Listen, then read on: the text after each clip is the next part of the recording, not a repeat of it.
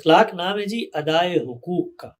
ایک لفظ میں اگر آپ پوچھیں تو ادائے حقوق، جس کا جو حق ہے اس کو وہ ادا کیا جائے.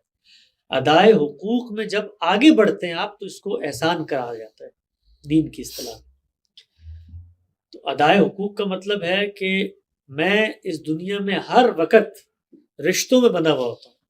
خالق ہوں تو اس کا بندہ ہوں، ریاست میں ہوں تو اس کا شہری ہوں، خاندان میں ہوں تو یا بیٹا ہوں گا یا بھائی ہوں گا یا خاندان کا سربراہ ہوں گا، شوہر ہوں گا، ادارے میں ہوں تو یا ملازم ہوں گا، گلی میں رہتا ہوں تو پڑوسی ہوں گا. تو ہر انسان کی کچھ کریکٹرسٹکس ہیں جو ڈیولپ ہو جاتی ہیں. اس میں جو جو رشتے اس کے ارد گرد ہیں ان کا جو حق ہے. حق کیسے طے ہوتا ہے؟ حق طے ہوتا ہے معروف کی بنیاد پہ. معروف کا مطلب ہوتا ہے الذی عرف، جس کو سب لوگ جانتے ہیں.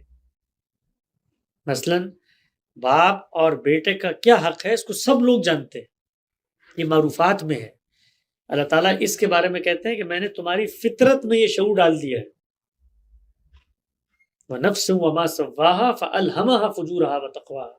جس وقت میں نے تمہیں تخلیق کیا تو تمہاری شخصیت اور ذہنیت میں پیوست کر دیا ہے یہ معیار کہ اخلاق کیا ہے. اس کو بڑی خوبصورتی سے قرآن مجید نے ایک اور مقام پر بیان کیا، اور کیا دلچسپ نقطہ تھا کہ جب کبھی تم یہ کہو کہ یہ چیز اخلاق پر مبنی نہیں ہے، تمہارا یہ دعویٰ ہو، تو لوگوں کو کہو کہ وہی چیز تمہارے ساتھ کرے. نکلو بازار میں کہو میری چوری کرو، میرے لیے کم تولو. کبھی کریں گے ہم لوگ یہ کام؟ کبھی نہیں کریں گے. میرے ساتھ زیادتی کرو، کبھی نہیں کریں گے. لیکن ہم جب کر رہے ہوتے ہیں تو وہاں پر تعویل کرتے ہیں. قرآن نے کہا کہ کوئی تم میں سے شخص یہ نہیں کہے گا کہ باہر نکل کے کہ یہ معاملات میرے ساتھ کرو.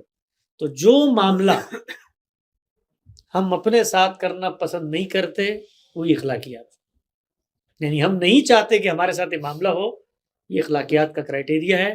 آپ پلٹ کے دیکھ لیں، دنیا میں جب کبھی آپ کو لوگوں سے شکایت ہوتی ہے تو اصل میں آپ اپنی اخلاقی حق کے تلف ہونے پہ احتجاج کر رہے ہوتے ہیں. تو یہ اخلاقیات کی تعریف.